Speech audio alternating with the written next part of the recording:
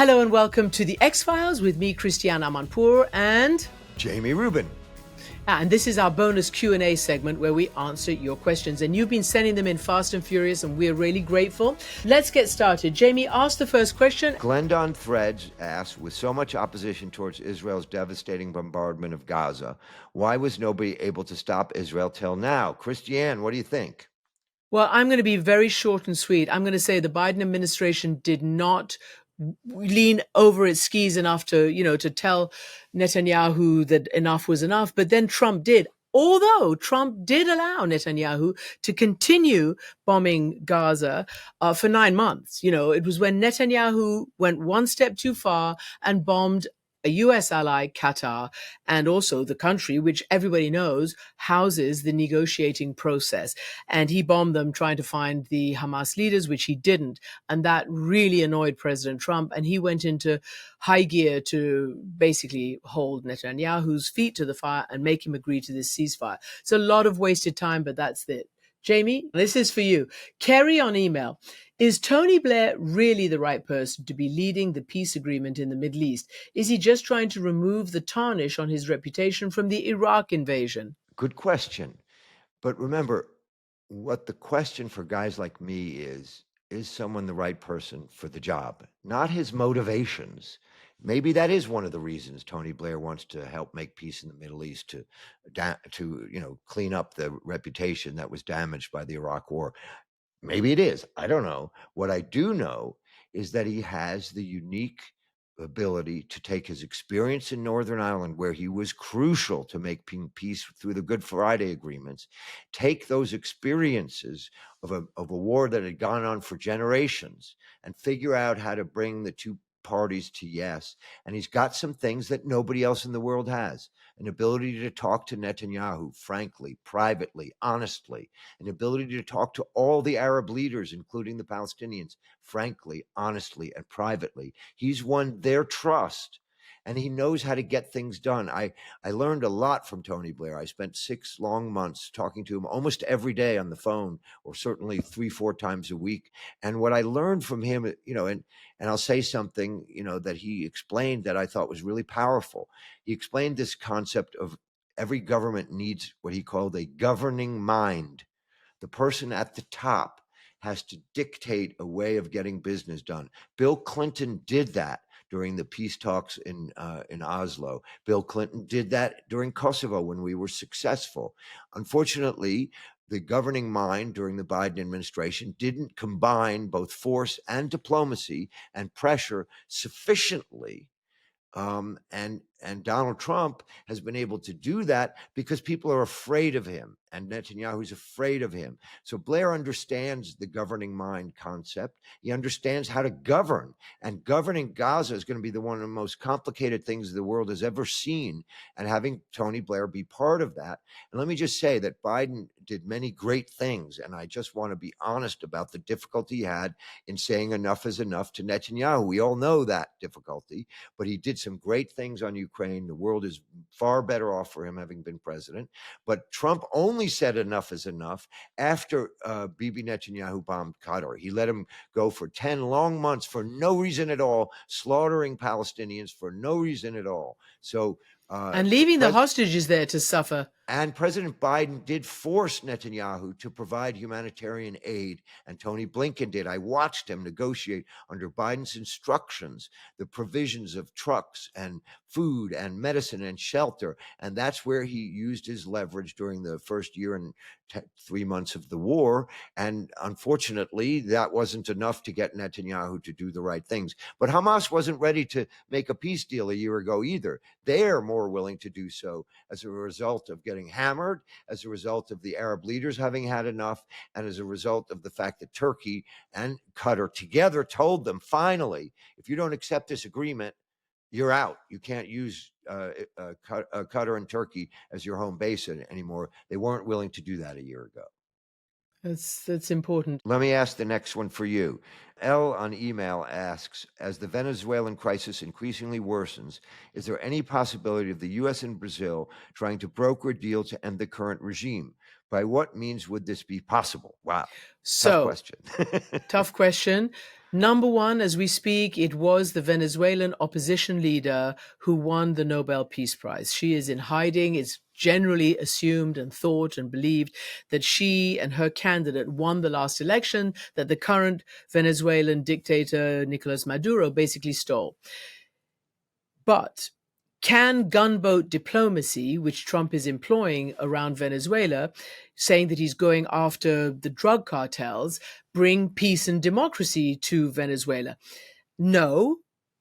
Can regime change work in Venezuela? Machado, the woman who won the Nobel Peace Prize, she is for it. She is for Trump's militarization because she believes it will get rid of Nicolas Maduro. But the other members of the opposition are very divided, and most of them do not want foreign military power, knowing the history of American foreign military power in Latin America. They don't want it. They want they want it to happen by their own means, even if that's more difficult.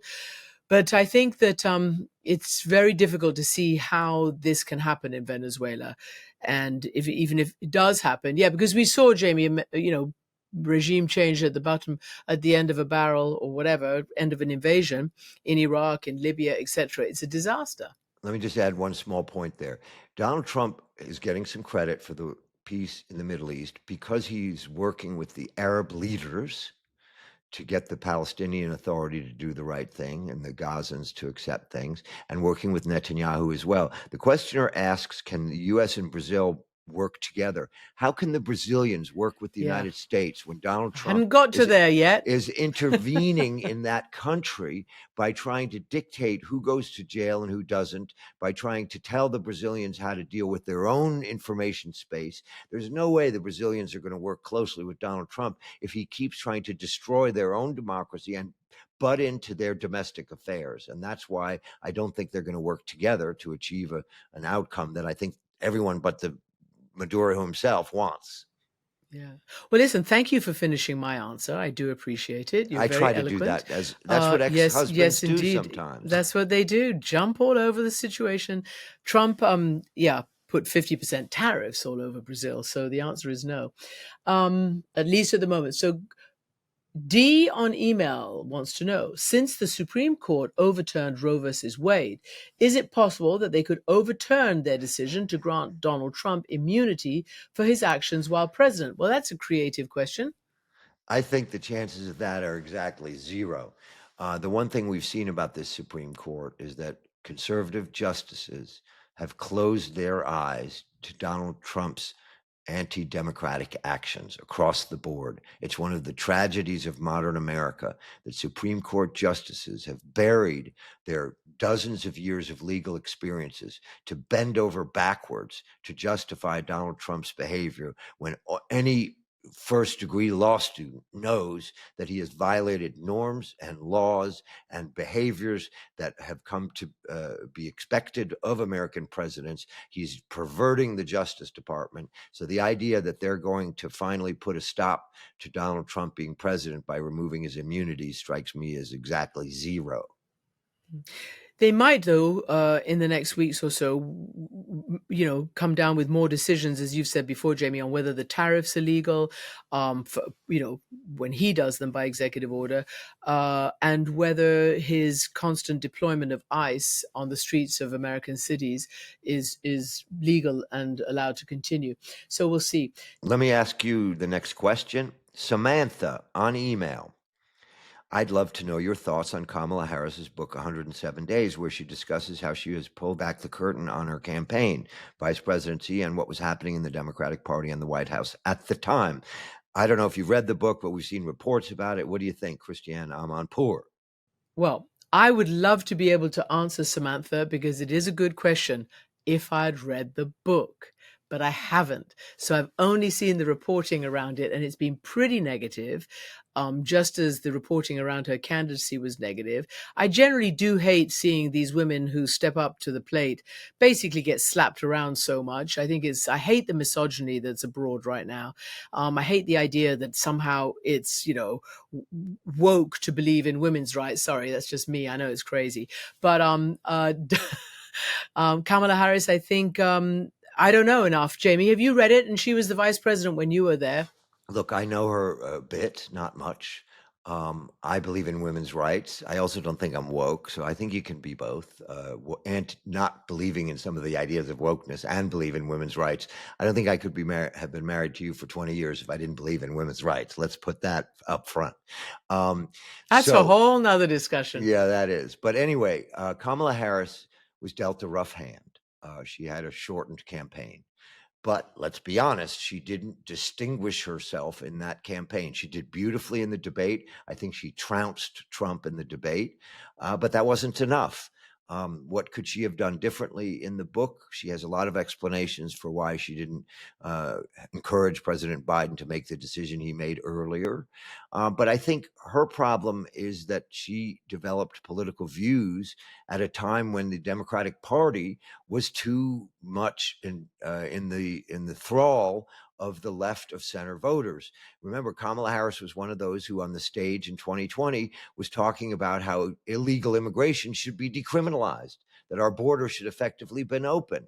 That's a monstrously dumb political and, frankly, I think a wrong position. As you know, I get up every day and look at the Statue of Liberty. America is a nation of immigrants, but that immigration has to be legal and controlled and done in the right way. And to just open our border was a dumb idea. And she had many policies that she evolved over time to become vice president. And in the end, people weren't sure what her positions were. I think she was a great vice president. I think she would have made a fine president had she been elected. I voted for her. But obviously she didn't persuade most of the country. And I don't think the book ended up explaining well what she could have done differently, because few politicians have the ability to be self-critical. It's one of these weird things. They can't say, I made a mistake. I did this wrong. I wish I could go back and do it differently. Fortunately, I'm not running for office, so I can say I made mistakes. One of the things I love to do in government was, since I'm 65 years old, when something came up where I didn't know what people were talking about because it was some new issue, I was the one in the room who raised my hand and I said, I don't know what that acronym means. I don't know what you're talking about. Please explain it to me.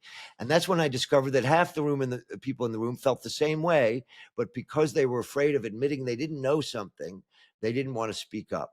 Same with making mistakes. Nobody's perfect. If politicians would finally just say, I got 95% of my decisions right, but 5% I would do differently, I think they would win more votes. Yes, and I think it's important to say that while Donald Trump did win the popular vote and the Electoral College this time, it wasn't a landslide. So absolutely not. I think, given her truncated campaign, it was much closer, just not good enough. Much closer than it could have been. In any event, that's it for this week. Thank you for listening to the Q&A, our bonus episode of the X-Files with me, Christiane Amanpour, and Jamie Rubin. So if you do have a question for us, keep them coming. We like to hear from you. You can do it via email or all the social media platforms. You can find us. Our handle is at amanpourpod, or email us. We're at amanpourpod@global.com. And our next episode will be on Tuesday. Wherever you get your podcasts, you can do that. Listen for free on Global Player, download it from the App Store, or go to globalplayer.com and all the other places you get your podcasts. And don't forget also to subscribe to our YouTube channel. It's doing pretty well, going gangbusters. And that's, you can see, Q&A and the main episodes on our YouTube channel. You just search Christiane Amanpour Presents The X-Files. Subscribe to our channel so that you never miss an episode. And that's us done for this week. A lot of news from New this York, week. And I have to say, I love the picture of our son over your left shoulder. Young Darius, there he is, 5 years old, 4 years old, 3, 4, or 5, yes, in his primary school. So cute. So cute kid. Can you see the Statue of Liberty out of that window? You can't. You're too far away. No, but I try to when I'm in Manhattan, obviously. Bye. Bye.